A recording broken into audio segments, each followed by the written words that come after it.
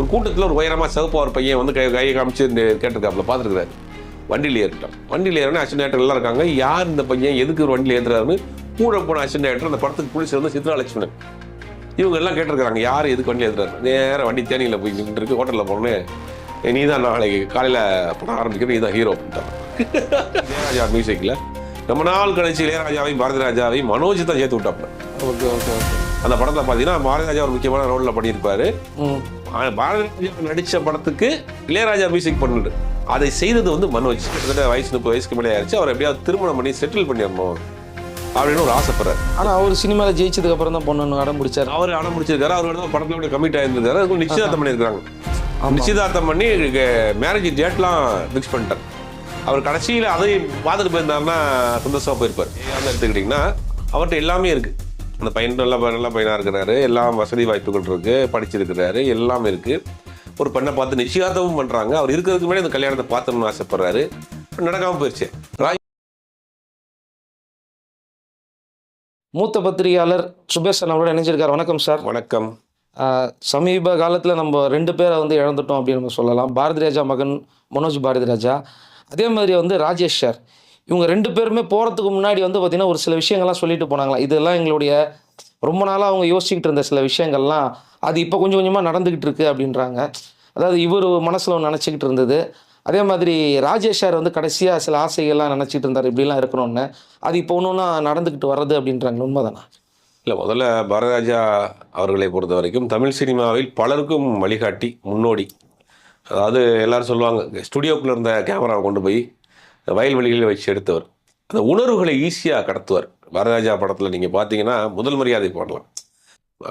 சிவாஜி வந்து அப்படியே அந்த மரண படுக்கையில் இருப்பார். அந்த ராதா வந்து அப்படி கால் எடுத்து அந்த ஊரில் வச்சோடனே உடம்பு சிலிருக்கும். அப்போ வந்து அந்த உணர்வுகளை வந்து கரெக்டாக கனெக்ட் பண்ணிட்டு கொண்டு போகணும். அதுக்கு இளையராஜாவுடைய அந்த மியூசிக்கெல்லாம் அது வந்து பெர்ஃபெக்டாக பண்ணுவார். ரெண்டாவது, ஒரு நல்ல டைரக்டரை காட்டிலும் நல்ல மனிதர். பேசிக்காக தன்னுடைய உதவியாளர்கள் எல்லாரையும் வந்து டைரக்டர் ஆக்கி, ஹீரோவாக்கி, இந்த காலத்தில் யாரும் பண்ண மாட்டாங்க. நீங்கள் உதாரணத்துக்கு எடுத்துட்டீங்கன்னா, ஒரு கம்பெனியில் வேலை பார்க்குறான், இன்னொரு கம்பெனி ஆரம்பிக்கிறான்னா விட மாட்டானே.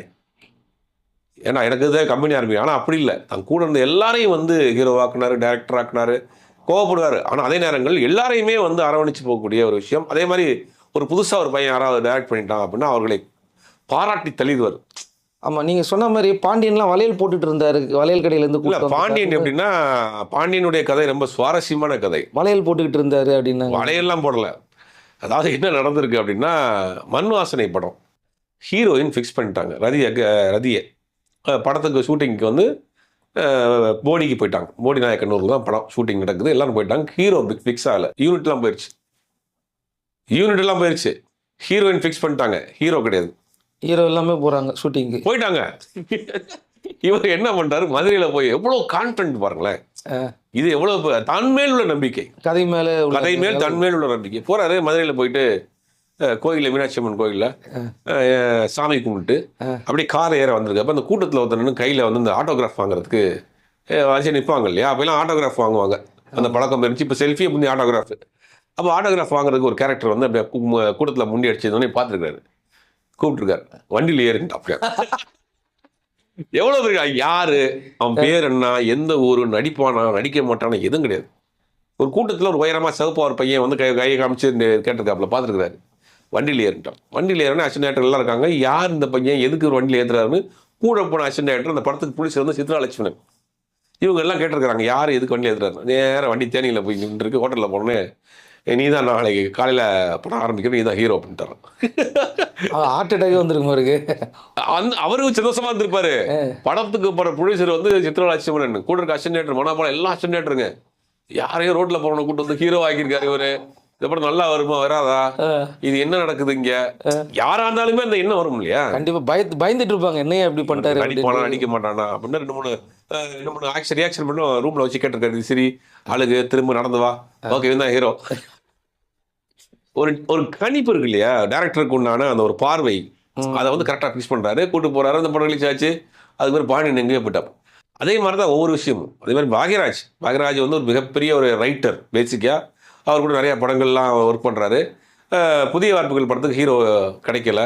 பார்க்குறாரு, வாதியாராக இருக்குது, இந்த பையன் கரெக்டாக இருப்பான், பாக்யராஜ் என்னை விட்டுருங்க, நான் ஒல்லியா இருக்கிறேன், என் நடிப்பெல்லாம் வராதுங்க அப்படி இப்படின்னு கருதுக்கார். நீ தான் ஹீரோ வச்சு ஃபோட்டோ ஷூட் எடு அப்படி. அடுத்த நாள் காலைல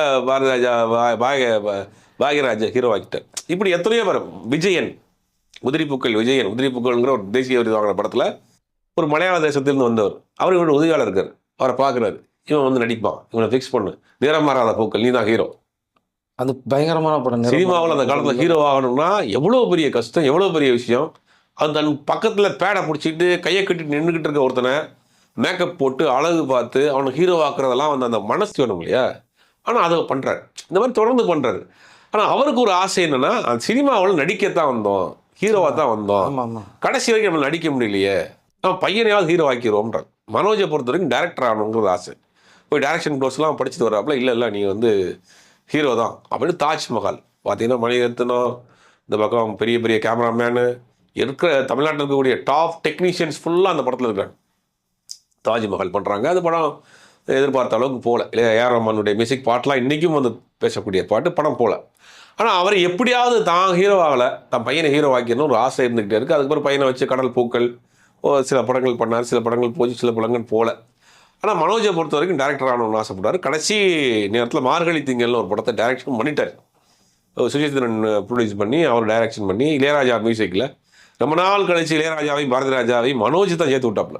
ஓகே ஓகே ஓகே. அந்த படத்தில் பார்த்தீங்கன்னா பாரதிராஜா ஒரு முக்கியமான ரோலில் பண்ணியிருப்பாரு. பாரதிராஜா நடித்த படத்துக்கு இளையராஜா மியூசிக் பண்ணுது, அதை செய்தது வந்து மனோஜ். அப்படி போயிட்டு இருக்கப்போ திடீர்னு பார்க்குறப்ப ஒரு நாள் நமக்கு ஷாக்கான ஒரு செய்தி, மனோஜ் இறந்துட்டாரு அப்படின்னா. மனோஜை பார்த்தவருக்கு 2 பெண் குழந்தைகள். அது ஒரு பெண் குழந்தை டேரக்டர் ஆகணும்னு ஆசை. அது வந்து அப்பப்போ ஷார்ட் ஃபிலிம்லாம் கூட எடுத்துகிட்டு இருக்காங்க. நம்ம இப்போ அவரை வச்சே கூட எல்லாம் எடுத்தாங்க. அப்போ மனோஜை பொறுத்த வரைக்கும் இன்னொரு ஆசையும் இருந்துச்சு மனோஜுக்கு. Okay okay. சிகப்பு ரோஜாக்கள் படத்தை ரீமேக் பண்ணணும் அப்படின்னு. ஆமாம், ரொம்ப நாள் அந்த ஸ்கிரிப்ட் வச்சிருந்தார். படம் பண்ணணும், சிகப்பு ரோஜாக்கள் ரீமேக். பல நடிகர்கள்ட்ட பேசுவாது நடந்துச்சு. ரஜினியை வச்சு பண்றதான்னு ஒரு ரஜினி மருமகன் அவரை கூட வச்சு ஒரு போஸ்டர்லாம் வெளில வந்தது, பிளான் பண்ணாங்க. ஆமா, அதுக்கப்புறமா விசாகன் அவரை வச்சு படம் பண்ணாங்க. ஜீவன் பழைய ஜீவன் வச்சு பண்றாங்க. அவர் சிவப்பு ரோஜாக்கள் பண்ணணும், பெரிய ஒரு டைரக்டர் ஆயிரணும்னு நினைச்சிட்டு இருந்தாரு. கடைசி நேரத்தில் அவர் தவறிட்டாரு. இல்லை என்னன்னா, ஒரு வயதான காலத்தில் அது புத்திர சுகம்ங்கிறது மிகப்பெரிய ஒரு கொடுமை. எல்லாம் என்ன சொல்லுவாங்க அப்படின்னா, இளமையில் வறுமை, முதுமையில் காதல், 2 வரவே கூடாது. இளமையில் வறுமை வந்துச்சுன்னா அந்த வறுமை வந்து உங்களோட இளமையை அழிச்சிரும், இளமை தின்றும். அந்த வயசுக்கு உண்டான எந்த விதையுமே உங்களால் பண்ண முடியாது. அவனுக்கு 3 நேரம் சாப்பிட்டாலே போதுமே, சாப்பிட்டாலே உங்களுக்கு அந்த அன்றைய பொழுது அவனுக்கு பெரிய பொழுதாக போயிடும். அப்போ இளமையில் வறுமையும் முதுமையில் காதல். முதுமையில் வரக்கூடிய காதல் ரொம்ப பக்குவமான காதலாக இருக்கும். அது 2 வரக்கூடாது. அதே மாதிரி தான் புத்திர சோகம். இந்த வயதான காலத்தில் கண் பார்க்க பேரன் பேத்தியை பார்த்துட்டு அதோட வாழ்க்கையை முடிச்சு கொள்றது தான் எல்லாருக்கும் ஒரு பெரிய ஆசையாக இருக்கும். மகன் இல்லை, சகோதரி வரை இறந்துட்டாங்க அப்படின்னு. ஆமாம், வீட்டில் அவங்க தொடர்ந்து சில இழப்புகள். மனோஜினுடைய இழப்பு வந்து அவரால் தாங்கவே முடியல. ஆனால் இப்போதைக்கு அந்த கடைசி ஆசை நிறைவேற்றுறது அவங்க பேத்தியை எப்படியாவது இயக்குனர். அவர் இப்போ ரொம்ப எதுலையுமே கான்சன்ட்ரேட் பண்ண முடியலன்றார். அவர் ரொம்ப ஒரு மாதிரி அப்செட்டில் இருக்கு, டோட்டல் அப்செட்டில் இருக்காரு. மகளுடைய வீட்டில் இப்போ மலேசியாவில் இருக்கிறாரு. மகளை வந்து மலேசியாவில் திருமணம் பண்ணி கொடுத்துருக்காங்க, மலேசியாவில் இருக்கிறாரு.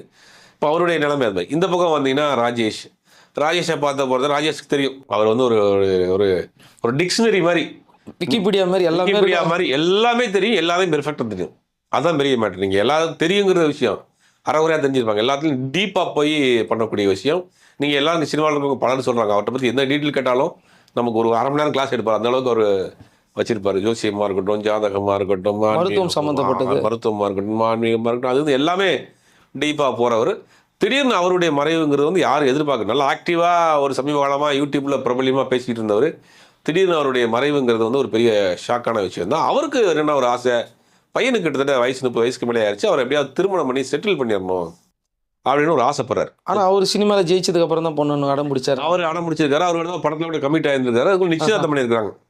நிச்சயதார்த்தம் பண்ணி மேரேஜ் டேட்லாம் ஃபிக்ஸ் பண்ணிட்டார். அவர் கடைசியில் அதை பார்த்துட்டு போயிருந்தாருன்னா சந்தோஷமாக போயிருப்பார்.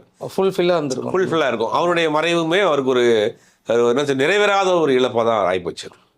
இப்போ அடுத்து அதாவது 2 பேருடைய ஆசையும் பாதியிலே நின்றுது அப்படிங்கிற மாதிரி தான் இருக்குது. ஆமாம், இப்போ பாரதிராஜா அவர்களை பொறுத்த வரைக்கும் மனோஜை வந்து எப்படியாவது ஒரு ஹீரோ ஆக்கணும்னு ஆசைப்பட்டார், அது முடியல. டைரக்டர் ஆக்கணும்னு அவர் ஆசைப்பட்டார். மனோஜ் டைரக்டர் ஆகணும்னு ஆசைப்பட்டார். இவருக்கு 2மே நடக்காம போச்சு. ஒரு பெரிய டேரக்டராக இருந்ததால கூட அந்த அவர் ஆசை நிறைவேற்கும், அது முடியாமல் போச்சு. இவர் பார்த்தீங்கன்னா ராஜேஷுடைய பையன் சினிமாவில் ஒரு ஹீரோவாயிரணும்னு ஆசைப்படுறாரு. இவர் தனக்கு எப்படியோ கல்யாணமாவது பண்ணி வச்சிடணும் பையனை கடைசியில் அப்படின்னு கல்யாணத்துக்கு உண்டான முயற்சிகளும் பண்ணுறாரு. நிச்சயதார்த்தம் பண்ணி கல்யாணத்தை பார்க்காமே அவர் மறைஞ்சு போயிட்டார். அதுவே ஒரு பெரிய இழப்பு தான். இப்போ அவருடைய மகன் அவருடைய கடைசி ஆசை அப்படின்னாங்களா, அந்த திருமணம் வந்து எந்த நிலைமையில இருக்கு, அதே மாதிரி அவருடைய படப்பிடிப்பு படம் அது எந்த நிலைமையில இருக்கு? இப்போ நிச்சயதார்த்தம் பண்ணதோட அந்த திருமண தேதியெல்லாம் ஃபிக்ஸ் பண்ணிட்டாங்க. அவர் உயிரோடு இருக்கிறப்ப திருமண தேதியெல்லாம் ஃபிக்ஸ் பண்ணிட்டு தான் பிளான் பண்ணிட்டு இருந்தாங்க. திருமணத்துக்கு உண்டான ஏற்பாடுகள் பண்ணிட்டு இருந்தாங்க. அப்படி இருந்தாலும் ரொம்ப கிராண்டாக பண்ணியிருப்பார். இன்னைக்கு தமிழ்நாட்டில் இருக்கக்கூடிய எல்லாரையும் கூப்பிட்டு வந்துச்சு ஒரு பெரிய திருமணமாக நடத்தியிருப்பார். பட் அவர் அந்த திருமணத்தை பார்ப்பதற்கு முன்னாடியே இறந்து போனார். இப்போ அதற்கு பிறகு ஒரு 3 மாதம் 6 மாதம் அவங்களுக்கு சில ஒவ்வொரு இதுலேயும் ஒரு இது இருக்கும் இல்லையா, சடங்கெல்லாம் முடிஞ்ச பிறகு அந்த திருமணத்தை பண்ணுறதுக்கு ஐடியாவில் இருக்காங்க. அந்த நின்று போன படத்தையும் ஆரம்பிக்கிறதுக்கு உண்டான வேலைகள்லாம் நடந்துட்டு இருக்கிறதாக ஒரு தகவல் வருது. இந்த நேரத்தில் ஒரு விஷயம், இதே மாதிரி தான் விஜயகாந்த் மகனுக்கும் வந்து பார்த்தீங்கன்னா ஒரு நிச்சயதார்த்தம் ஒன்று நடந்தது. விஜயகாந்த் அவர்கள் இருக்கும்போதே திருமணத்துக்கிட்ட வரைக்கும் போயிட்டு அது அப்படியே ஸ்டாப் ஆயிடுச்சுனாங்களா, அதுவும் அதே மாதிரி தான் இல்லை சார்? நம்ம கோயம்புத்தூரில் ஒரு பொண்ணை பார்த்து நிச்சயதார்த்தம்லாம் பண்ணாங்க. அந்த ஃபோட்டோ வீடியோஸ்லாம் கூட வந்துச்சு, நம்ம எல்லாரும் பார்த்தோம். அவர் இருக்கிறப்பே அவருக்கு ஒரு கல்யாணம் பண்ணி வச்சிடணும் அப்படின்னு பண்ணாங்க. அதுவும் சில காரணங்களால் அப்படியே தள்ளி தள்ளி போச்சு. இப்போ வரைக்கும் அதுக்கு உண்டான எந்த விதமான ஸ்டெப்பும் இல்லை. அதாவது எல்லாம் சொல்லுவாங்க பெரியவங்க, திருமணம்ங்கிறது வந்து அதுவாக நடக்கணும், காலம் நேரம் கூடி வரணும்னு சொல்லுவாங்க. அதெல்லாம் இந்த காசு பணம் பேரு புகழ் இருக்கிற ஆட்களே கூட திருமணத்தை நடத்த முடியலன்னு சொல்கிறப்ப இதெல்லாம் நமக்கு யோசிச்சு பார்க்க வேண்டியதாக தான் இருக்குது. இவங்ககிட்ட எல்லாமே இருக்குது, ஆனால் திருமணம் நடக்கலை அப்படிங்கிறது போது அந்த பெரியவங்க சொல்கிறாங்கல்ல, அதுக்கு ஒரு நேரம் இருக்குது, அது ஒரு டைம் இருக்குது, அதாவது ஆட்டோமேட்டிக்காக அதெல்லாம் சொல்கிறப்ப அதெல்லாம் இருக்குமோங்கிற ஒரு சந்தேகம் நமக்கு வரத்தானே செய்யுது. விஜயகாந்த் எடுத்துக்கிட்டிங்கன்னா அவர்கிட்ட எல்லாமே இருக்குது. அந்த பையன் நல்ல பையனாக இருக்கிறாரு, எல்லாம் வசதி வாய்ப்புகள் இருக்குது, படிச்சிருக்கிறாரு, எல்லாமே இருக்குது. ஒரு பெண்ணை பார்த்து நிச்சயதார்த்தமும் பண்ணுறாங்க. அவர் இருக்கிறதுக்கு முன்னாடி அந்த கல்யாணத்தை பார்த்துன்னு ஆசைப்படுறாரு, நடக்காமல் போயிடுச்சு. ராஜேஷை பொறுத்த வரைக்கும் இது மாதிரி எல்லாமே இருக்குது, நிச்சயதார்த்தமும் பண்ணிட்டாங்க, அதுதான் அந்த கல்யாணமும் நடக்காமல் போயிடுச்சு, பார்க்காமே அவர் மறைஞ்சிட்டாரு. அப்போ இது நேரமும் காலமும் சரிந்தால் தான் திருமணங்கிறதுலாம் அவர் நடக்கும் அப்படின்னு பெரியவங்க சொல்கிறதெல்லாம் பார்க்குறப்ப இது அது மாதிரி தான் இருக்குமோங்கிற மாதிரி தான் நமக்கு தோணுது. ஆனால் மறைந்து போனவர்கள் எல்லாமே மிகப்பெரிய மனிதர்கள். இவங்களுக்குள்ள இந்த ஏஜ் ஆனது பிறகும் அவங்கக்கிட்ட ஒரு அழுத்தம் ஒன்று இருக்குது. குடும்பத்தோடு தான் இருக்கிறாங்க, குடும்பத்தோடு இருக்கும்போதும் ஒரு அழுத்தம் ஒன்று இருக்குறத வந்து நம்ம எப்படி பார்க்குறது? விஜயகாந்த் அவர்கள் இறந்து போனார்னா கடைசியில் ரொம்ப உடல்நிலை ரொம்ப முடியாமல் இறந்து போனார். பாரதிராஜாவை பொறுத்த வரைக்கும் மகன் இறப்பை வந்து அவரால் தாங்கிக்கவே முடியல. எல்லாம் அவங்க ஒரு ஆட்கள்லாம் தெரிஞ்ச ஆட்கள்லாம் சொல்கிறாங்க, அவரால் டேரக்டரை பொறுத்த வரைக்கும் இந்த விஷயத்தை அவரால் டைஜஸ்ட் பண்ணிக்கிறவே முடியல, ஃபேஸ் பண்ண முடியல. ஏன்னா ரொம்ப ஆசையாக வளர்த்த பையன் தன்னுடைய கனவுகளெல்லாம் இவர் நிறைவேற்றிடுவான் அப்படின்னு நினச்சது. நாங்கள் ஹீரோவை நடிக்கலை, இவர் ஹீரோ நடிச்சிருவானு அந்த வாய்ப்பும் போச்சு. சரி, அவராவது தனியாக தேர்ந்தெடுத்த வாழ்க்கையை ஒரு டேரக்டர் ஆகி பெருசாக வந்திருப்போம்னா அதையும் போயிடும், அதுவும் இல்லை அப்படின்னா இப்போ என்னென்னா அவர் அதெல்லாம் இந்த வயசில் யாருக்குமே அந்த மாதிரியான ஒரு நிலைமை வரக்கூடாது. ஏன்னா முதுமை வயோதிகம்லாம் ஒரு காலம், ஒரு வயசு, அந்த வயசு அதில் இருக்க காலகட்டத்தில் மன அழுத்தமும் வரக்கூடாதுல்ல, அது வந்து ஒரு பெரிய அப்செட். அதனால தான் இப்போ வந்து மகள் வீட்டில் போய் இருக்கிறாரு அப்படின்ற மாதிரி சொல்கிறாங்க. உண்மையிலேயே அவர் இந்த நேரத்தில் அமைதியாக இருக்க வேண்டிய நேரம், பீஸ்ஃபுல்லாக அவங்க கடைசி காலத்தில் கடமையை முடிச்சுட்டு ரிலாக்ஸாக இருக்க வேண்டிய காலத்தில் இப்போ அவர் கடமை வந்திருக்கு. இப்போ பேத்தியை பார்க்கணும், அந்த குடும்பத்தையும் பார்க்க வேண்டிய கடமை வந்திருக்கு. அப்படிங்கும் போது உண்மையிலே வருத்தமான ஒரு விஷயம் தான். அவரால் ஹேண்டில் பண்ண முடியல. ஆமாம், ஹேண்டில் பண்ண முடியாதுல்ல, யாராலும் முடியாது. ஃபேஸ் பண்ண முடியாமல் தான் போயிட்டாரா அவங்க? ஆமாம், இப்போ அங்கே இருந்தோம்னா அந்த நினைவுகள் அந்த வீட்டில் வந்தப்போ அதெல்லாம் தோண்டிகிட்டே இருக்கும் இல்லையா. கடைசியாக அவர் கூட சாங்ஸ் உட்காந்து பாடி இவரை தேத்திக்கிட்டு இருந்தார். கங்கை அமரன் வந்து அதெல்லாம் கங்கை அமரன் அவங்கலாம் ஒரே குடும்பமாக இருந்தவங்க, ஒன்றா தூக்கி வளர்த்தவங்க. கங்கை அமரன் வந்து மனோஜை தூக்கி வளர்த்துருப்பாரு, இளையராஜா வந்து வெங்கட் பிரபு தூக்கி வளர்த்துருப்பாரு. இவங்கெல்லாம் ஒன்றுக்குள்ளே ஒன்றா குடும்பமாக ஒரே வீட்டில் ஆரம்பத்தில் இருந்து சாப்பிட்டு ஒரே காலகட்டத்தில் வந்தவங்க. யாரெல்லாம் பார்த்தீங்கன்னா அந்த அந்த ஆட்கள் அப்படியே எல்லாமே ஒரு பெரிய பெரிய லெஜெண்ட். பார்த்தீங்கன்னா இளையராஜா, இந்த பக்கம் கங்கை அமரன், பாரதிராஜா, ஆர் செல்வராஜ் அப்படின்னு ஒரு பெரிய டீம் வந்து அப்படி மொத்தமாக ஒரு டீம் வந்து மொத்தமாக அப்படி டெவலப் பண்ணுவாங்க. அப்போ அவங்களுக்குள்ள எந்த விதமான ஒரு பார்ஷியாலிட்டியும் கிடையாது. ஒன்றா சாப்பிட, ஒன்றா தூங்க, ஒன்றா எந்திரிக்க, ஒன்றா பட்னி இருக்க, அப்படி வாழ்க்கையை ஓட்டி இன்னைக்கு ஒரு பெரிய உச்சத்தில் இருக்கிறாங்க. இந்த கடைசி காலம்ங்கிறது வந்து அவங்களுக்கு வந்து ரிலாக்ஸ்டான காலம். அந்த காலத்தில் இப்படி ஒரு அழுத்தம்ங்கிறது பெரிய வருத்தம். ஏன்னா தொடர்ந்து ஒரு அதிர்ச்சி சம்பவங்கள் இவங்க சரௌண்டிங்குள்ளே நடந்துகிட்டு இருக்குது. பவதாரணியோட இறப்பு, அந்த பக்கம் பார்த்தா இங்கே பார்த்தா மனோஜ் பாரதிராஜா அவருடைய இறப்பு அப்படின்னு சொல்லிட்டு அந்த சர்க்கிள்குள்ளவே தொடர்ந்து இந்த மாதிரியான சம்பவம் நடந்துருக்கு. ஆமாம், அது கோஇன்சிடென்ட்டாக நடக்குது. அது இந்த வயசில் அவங்க எப்படி தாங்க போகிறாங்க, தாங்கிட்டு இருக்காங்கன்னு தெரியல. என்ன ஒன்றும் ஆக்டிவாக அவங்க வந்து இண்டஸ்ட்ரிக்குள்ளே இருக்கிறதுனால கொஞ்சம் அதை டைவெர்ட் பண்ணுறாங்க. இது வேறு இண்டஸ்ட்ரியாக இருந்தால் அவங்களால டைஜஸ்ட் பண்ணிக்கிற முடியாது. இப்போ ஆக்டிவாக இளையராஜா பொறுத்த வரைக்கும் அவர் வந்து இந்த ஞாபகங்கள் வந்துடக்கூடாதுங்கிறதுக்காக வேகமாக கான்செப்ட் பண்ணுறாரு, படம் பண்ணுறாரு, அதனால் அந்த பக்கம் போயிடுறாரு. இவர் கொஞ்சம் இப்போ உடல்நிலை கொஞ்சம் முடியாமல் இருக்கிறனால அமைதியாக வேறு நாட்டிலேயே போய் இருப்போம் அப்படின்னு மலேசியாவில் இருக்கிறாரு. ராஜேஷை பொறுத்த வரைக்கும் அவர் வந்து மறைந்துட்டார். அவருக்கு ஒரு கனவு ஆசைகள் இருந்துச்சு. மனைவியும் இல்லை. ஆமாம், அவங்களும் கொஞ்சம் நாளைக்கு முன்னாடி இருந்தாங்க. அதை கூட செல்வத்தை சொன்னாங்க, கணவன் இறந்துட்டு மனைவி இறந்துட்டு கணவன் உயிரோடு இருக்கிற எவ்வளோ கொடுமைன்னு பார்த்தீங்கன்னா அப்படின்னு அவரே பேசியிருந்தார் ஒரு வீடியோ. ஓகே. கடைசி காலத்தில் எல்லாருமே வீடியோ பேச ஆரம்பிச்சார். எல்லா விஷயத்தையும் அவர் ஷேர் பண்ண ஆரம்பிச்சார். ஓப்பனாகவே சொன்னார். அந்த மாதிரியான ஒரு கடைசி காலத்தில் தான் அவங்க மனைவியினுடைய துணை தேவை ஒருத்தவங்களுக்கு அப்படின்றத பற்றி அதை பற்றி நிறையா பேசியிருந்தார். அவருடைய மறைவும் ஒரு தீர்க்க முடியாத ஒரு ஏக்கத்தோடு தான் மறைஞ்சிட்டார். ஓகே சார், பல விஷயங்கள் இதில் நிறைய பேர் ஆனால் கேட்டுட்டு இருந்தாங்க. ஆக்சுவலாக வந்து பாரதி ராஜா சார் எங்கே இருக்காரு, அவரை பற்றி எந்த தகவலுமே வரல அப்படின்ற மாதிரி நிறைய பேர். ராஜேஷ் சாருடைய மகன் அடுத்தடுத்து என்னென்ன பண்ணிகிட்டு இருக்காங்கிற மாதிரி நிறைய தகவல்லாம் கேட்டிருந்தாங்க. அதான் அவங்ககிட்ட அந்த கேட்டு. நன்றி சார். நன்றி.